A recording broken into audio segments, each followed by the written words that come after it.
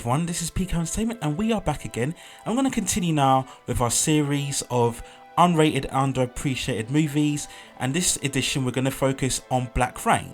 This is an action cop thriller that was released on September the 22nd, 1989. It stars Michael Douglas, Andy Garcia, Kate Capsule, Ten Kakura, and it was directed by Ridley Scott.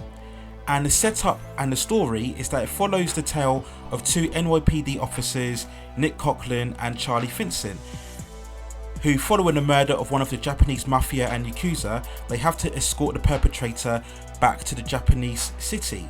And unfortunately they get mixed up in a major war between the two Japanese Mafia gangs, which later involves counterfeit money schemes, and they get further and further embroiled within the Japanese criminal underworld. And I love Black Rain. I think it's a great, very stylish, very dark and gritty thriller. It's very atmospheric, as you would expect from Ridley Scott. The cinematography and the scenery are both high class.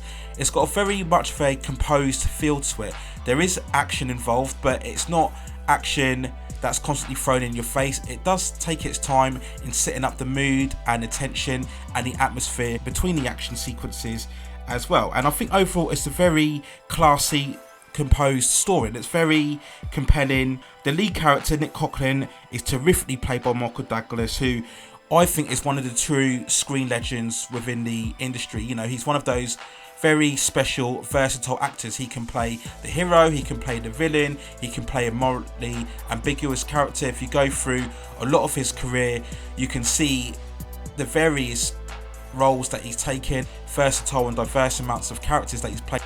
Romancing the Stone and Jewel of the Nile, Wall Street, of course, the iconic performance as Gordon Gekko. He was in Fatal Attraction as well, and this was really amidst when he was really at the peak of his career commercially, and I think he was terrific in this role here. Nick Coughlin is a very abrasive, aggressive kind of character. He's got lots of attitude. When we go in the story later on, we find that he's under investigation. He's accused of stealing money from drug dealers, and he's under pressure.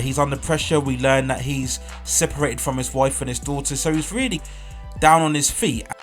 What's so special about Nick is that he's very good at his job. He's very determined to get on the case, get on the beat, taking the collars. We see that earlier on in the first 20-25 minutes, when we get a great chase sequence after the murder incident in the restaurant. So he's a very hard-boiled, tough as nails kind of character, and he's just great to watch, and I think Michael Douglas is terrific in the role.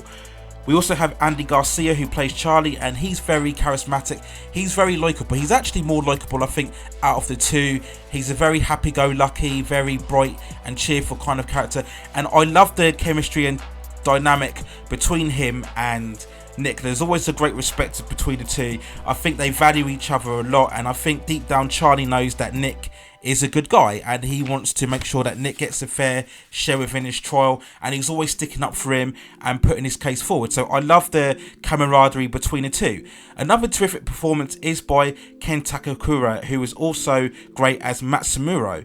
He's the police detective within Japan who really has to be the escort between Michael Douglas and Andy Garcia as they go on an investigation further on within a Japanese case. And he's a very much of a more straight-backed character. He's always set about the rules and regulations, and he takes his job very seriously. It's all about the honour and the integrity within the police force, and he ends up breaking more regulations as he becomes closer and builds his relationship between both Charlie and Nick. And it's a great performance as well. I love the earlier scene where we get the restaurant and we see Charlie really getting Matsumuro just to let his hair down and party and have fun as they entertain the young women on here, and that's a fantastic scene. I think you need scenes like that just to kind of break the ice and develop the relationship between the characters.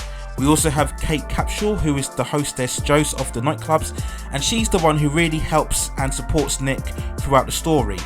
And to be honest, her role is very minor.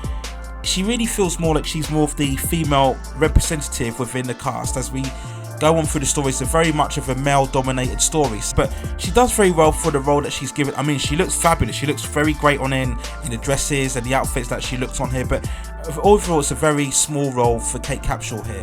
And I do love both the leaders of the Japanese mafia organizations. We have Sato, who's really much of the more younger, more reckless, up and coming gangster, if you like. He wants to have his own mark, and he very much goes against the traditions set within the Japanese mafia. And his main opposition is of course Sergei, who's a much more older, much more of a traditionalist within the Japanese mafia, and he doesn't like the way that Sato goes about his business. He's very much more about following the old way, the set way within the Japanese mafia. He has a great scene with Nick when they talk about his reasons and his motivations within setting the Japanese mafia, and when he talks about the Black Rain and the fact that his family was trapped for 2 to 3 days during the World War, and when they come up and they saw that fact that the Japanese city was all in ruins and burns, and he talks about the Black Rain, and it's a fantastic scene.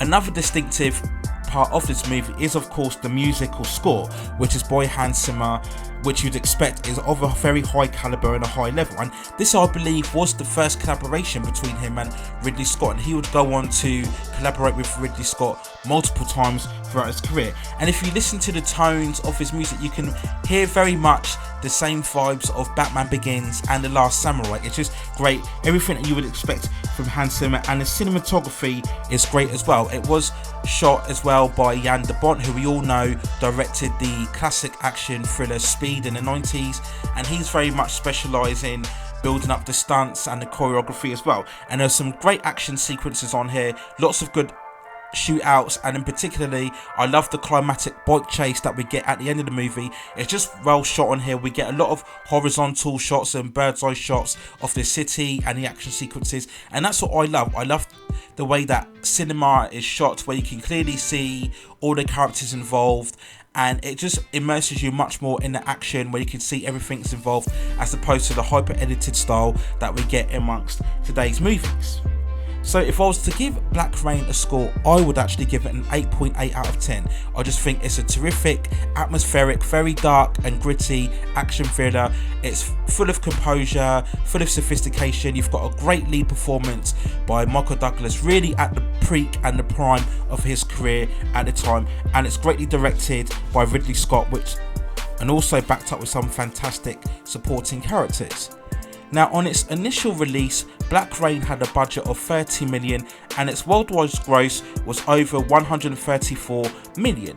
And it did actually stay on the top of the US box office for 3 consecutive weeks. So initially you could say it was a success on its box office release, but it's never really mentioned in the back catalogue, particularly of Ridley Scott. When we look at Ridley Scott's career, we always look at the usual suspects, which is of course Alien, and then later on Gladiator, of course, Blade Runner, Thelma Louise, and Black Hawk Down. But Black Rain never really gets mentioned in his filmography, neither does it really in Michael Douglas. I mentioned before the list of films that he had in his hot streak during the 80s, but Black Rain never really gets mentioned in his filmography either, and I just think it's just one of those films that, despite its box office performance, it never really got the true recognition and the love that it deserves. It's really kind of one of those forgotten movies in the 80s, but I think it's actually one of the best thrillers of the late 1980s, so you should definitely check it out.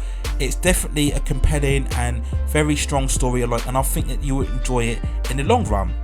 So those are my thoughts overall on Black Rain, released in 1989. Let me know what you think in the comments below. If you've seen the movie, did you think it was worthy of more time and attention, or did you think it wasn't as worthy as what I'm making it out to be, and you think maybe it's one of the weaker entries within Ridley Scott's filmography, and you think his other movies within his career are far superior than to this entry on here? So those are my thoughts on Black Rain. Please hit the subscribe and like buttons and help me to continue to grow this channel in the long run, and I will continue to add more films and reviews within this unrated and underappreciated series in the long run. But that's it for now. Take care of yourselves, stay at safe distances, and I will see you very, very soon.